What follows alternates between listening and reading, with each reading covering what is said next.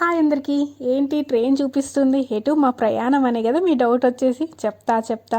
మహాశివరాత్రి రోజు ఏడుకొండల వెంకటేశ్వర స్వామి నుంచి పిలుపు వచ్చింది. ఇక రావడమే ఆలస్యం. ఏనుగంత బలంతో బయలుదేరాము. ఇక 14వ తారీఖు సాయంత్రం 6 గంటలకి సికింద్రాబాద్ నుంచి స్టార్ట్ అయ్యాము. ఇక మరుసటి రోజు 15వ తారీఖు ఉదయం 7:10 ట్రైన్ దిగామన్నమాట. ఇక లాంగ్ జర్నీస్ అంటే ఈవినింగ్ టైంలోనే కంఫర్టబుల్, నిద్రలోనే మంచిగా టైం గడిచిపోతుంది కదా. అందుకోసమని లాంగ్ జర్నీలు ఎప్పుడు చేసినా కానీ ఈవినింగ్ టైం అంటే నైట్ వేళలో మేము ప్రయాణం కొనసాగిస్తాం. ఇక మరుసటి రోజు అక్కడ 7:10కి దిగామంటే అక్కడ కొండపైకి వెళ్ళడానికి ఒక వెహికల్ మాట్లాడుకున్నాం అన్నమాట. ఇక కొండపైకి వెళ్ళే మధ్యలో మన లగేజ్ చెకింగ్ ఉంటుందన్నమాట. అక్కడ లగేజ్ చెకింగ్ ఒక 1/2 అవర్ మనం అక్కడ ఉండొచ్చు అన్నమాట. అక్కడ మాత్రం నాకు వ్యూ మస్తు ఇష్టం. చుట్టూ కొండలు, మధ్యలో గోపురం కనిపిస్తుంది. ఆ వ్యూ కోసమే చాలా వెయిట్ చేస్తాను. నాకైతే 1/2 అవర్ తక్కువే అనిపిస్తుంది. ఇంకా కాసేపు ఉంటే బాగుండు అని అనిపిస్తుంది అన్నమాట. వీడియోలో కూడా చూపిస్తాను చూడండి. ఇక మేము 2 ఇయర్స్ అయిందన్నమాట తిరుపతికి వెళ్ళి. ఈ 2 ఇయర్స్లో 2-3 టైమ్స్ మేము టికెట్స్ అదేనండి ముందు దర్శనం కోసం 300 రూపీస్ టికెట్స్ ఉంటాయి కదా, అందుకోసమని బుక్ చేసుకున్నాం. కానీ ఎప్పుడూ ఆ శ్రీనివాసుని నుంచి పిలుపు రాలేదు. కాకపోతే అనుకోకుండా ఫిబ్రవరి 15 మా పెళ్లి రోజు అన్నమాట. ఆ రోజు స్వామివారి దర్శనం చేసుకోవాలని మనసులో అనిపించి మేము బుక్ చేసుకున్నాం. తీరా క్యాలెండర్ వచ్చాక చూస్తే ఆ రోజు మహాశివరాత్రి అయింది. డబుల్ ధమాకా అనిపించింది. నాకు చాలా హ్యాపీ అన్నమాట.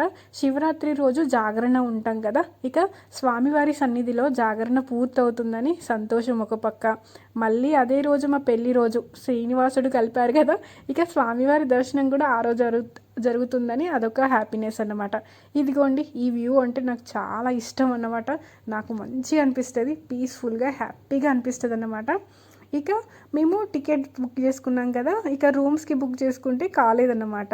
ఇక ఏం చేసేది, స్వామివారి మీదనే భారం వేసుకొని ఇక బయలుదేరాము. ఇక అక్కడికి వెళ్ళాక మేము మా ఆధార్ కార్డ్స్ ఇస్తే టోకెన్ ఇస్తారనమాట. అక్కడ 2 అవర్స్లో మనకు రూమ్ అరేంజ్మెంట్ అయిందనమాట. నేనైతే షాక్ అయ్యాను. 100 రూపీస్ రూమ్సే కానీ చాలా నీట్గా పీస్ఫుల్గా చాలా మంచిగా ఉన్నాయి. ఇక మనము ఫ్రీగా వస్తున్నాయి అనుకోవద్దు. నిజంగా చెప్పాలంటే మేము ఎప్పుడు వెళ్ళినా కూడా 1000 రూపీస్ అంటే 500 రూపీస్ కడితే మళ్ళీ రిటర్న్గా మన 500 మన అకౌంట్లో వస్తుంది. ఆ రూమ్స్కి మనం ఇంత డబ్బులు పెడతాం కదా, ఈ 100 రూపీస్ రూమ్స్ కూడా చాలా బాగున్నాయి కంఫర్టబుల్గా. మీరు ఒకవేళ అనుకోకుండా వెళ్తే అక్కడ మన ఆధార్ కార్డ్స్ ఇస్తే రూమ్స్ ఇస్తారన్నమాట.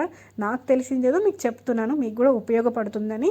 ఇక మేము ఏం చేసామంటే ఆధార్ కార్డ్స్ అవి ఇచ్చేసి పిల్లలకి గుండ్లు చేయించి కోనేరులో స్నానం చేసుకున్నాం అన్నమాట. ఈలోపు మాకు రూమ్స్ అరేంజ్మెంట్ అయ్యాయి. ఇక మళ్ళీ డైరెక్ట్ రూమ్కి వెళ్ళి ఫ్రెష్ అప్ అయి వరాహస్వామి ఖచ్చితంగా స్వామివారి దర్శనానికి వెళ్ళే ముందులో వరాహస్వామి దర్శనానికి ఖచ్చితంగా వెళ్ళాలన్నమాట. ఇక వరాహస్వామి దర్శనానికి వెళ్ళాక అప్పటికి 1 అయిపోయింది. పిల్లలకి టిఫిన్స్ ఫుడ్ కూడా ఏది తినలేదన్నమాట. పాపం పిల్లలు కూడా చాలా ఓపిక పట్టారు. ఇక 1 అక్కడ అమ్మవారి వెంగమమ్మ భోజనం కాడికి తీసుకెళ్ళి భోజనం తినిపించేసి ఇక మళ్ళీ లైన్లోకి వచ్చాము. మాకు దర్శనం అయితే 6 ఉందన్నమాట. మేము 3 కల్లా కంపార్ట్మెంట్లోకి వెళ్దాం అనుకున్నాము. ఒకసారి మేము వెళ్ళినప్పుడు తొందరగా అయిపోయింది. 3 అవర్స్లో దర్శనం అయింది. 300 రూపీస్ టికెట్స్లో మేము అనుకున్నాము శివరాత్రి కదా ఎక్కువ జనాలు ఉండరు కావచ్చు అని అనుకున్నాం. కాకపోతే అక్కడికి వెళ్ళాక చాలా జనాలు ఉన్నారు. శివరాత్రి రోజు కదా జనాలు ఎక్కువనే ఉంది. ఈసారి మాత్రం మాకు 6 అవర్స్ టైం పట్టిందన్నమాట. ఇక లైన్లో ఒక 3 అవర్స్ వెయిట్ చేసి కంపార్ట్మెంట్లోకి వెళ్ళేసరికి 3 అవర్స్ ఆ వెయిటింగ్ హాల్లో కూర్చొని దర్శనానికి వెళ్ళాము.